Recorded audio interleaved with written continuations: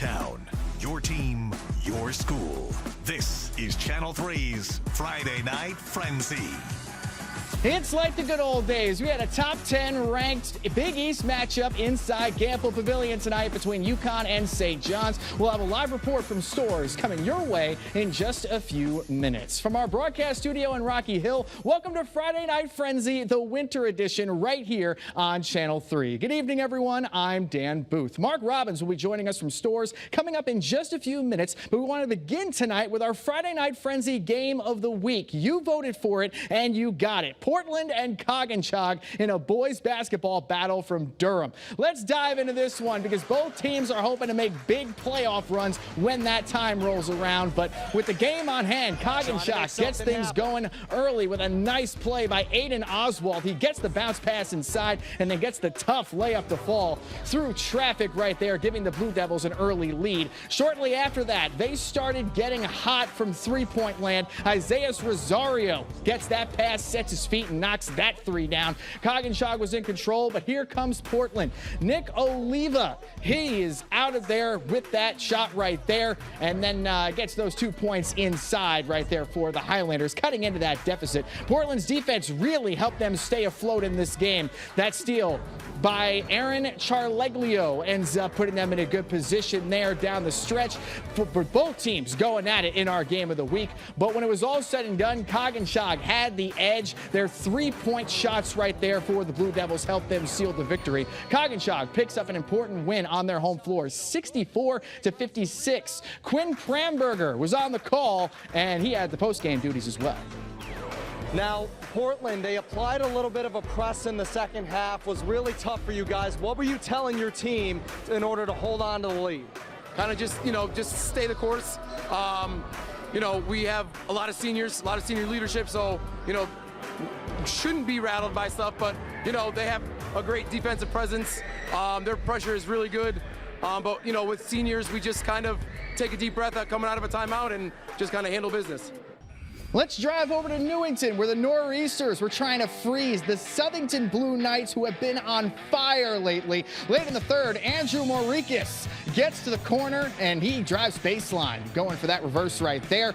With the time winding down in the quarter, Logan Rembish spins his way into the paint and then gets the floater to fall at the buzzer. The Blue Knights were up by 7 heading into the fourth. Kalen Roby was a force for the Nor'easters in this game. He grabs the rebound, goes coast to coast, hits his defender with a nasty Euro step, and then gets the and one to go, cutting that deficit to 4 with under 7 to go. But right after that, Andrew Percival says, anything you can do, I can do better, taking the contact and somehow getting that bucket to fall. This one was close down the stretch, but Southington held on to win their 8th in a row, 53-50.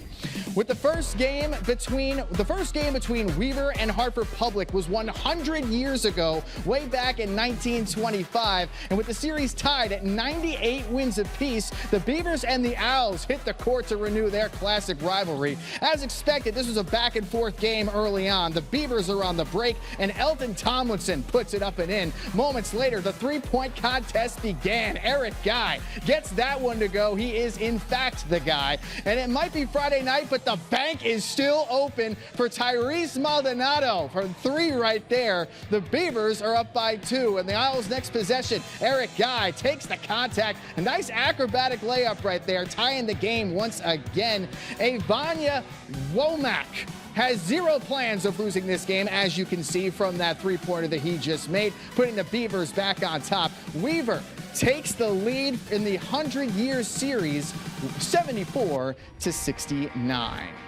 Now, there's a storm brewing over in New Britain where the Golden Hurricanes were charging up on senior night against Rocky Hill right here. New Britain was cooking on defense early on. They started out the game on a 9-0 run. Their offense translating as well. Marcel Bester was locked in from 3, and Figueroa Omarion was having no problem getting inside of the rim to get this one going. And even though it was a rocky start for Rocky Hill, the freshman Silas Jefferson takes and helps that get the weaving through the defenders right there, helping the Terriers get going. But the home team had answers every single step of the way. Damari Johnson, who was on fire from three-point land in this game. New Britain keeps the home crowd happy with a special night for their seniors, getting the dub 54-46. Coming into tonight, the Kennedy Eagles won 5 out of their last 6, and they were looking to keep the hot hand against the Wilby Wildcats. Wilby is moving the ball around all the way around there, and then C. Gardner gets the pass, attacks the rim, gets that floater to go.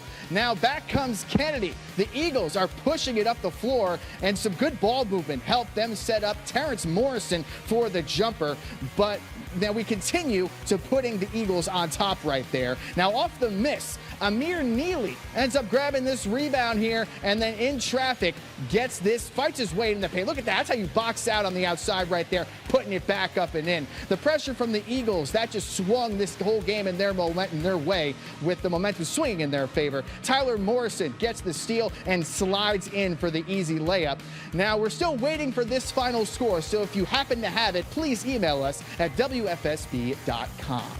Now, we had a bunch of big girls basketball matchups tonight as well. Our FNF cameras were in Middletown and Hartford, so let's keep this party going. The Hartford Public Owls and their girls team were facing Weaver as well tonight. So Rihanna actually did not attend the Grammys this week, but Rihanna sure had a fun game as Weaver's Rihanna Boland gets them on the board. She was on fire in this one from that jumper from the left corner. Now, Hartford Public's defense was playing really well throughout the majority of this game and really gave them the edge early on. But for Weaver, they were just on another level right now with Rihanna Torres also balling out in this game. She had a big steal right after that bucket right there as well. Weaver gets the win over Hartford Public 65-24.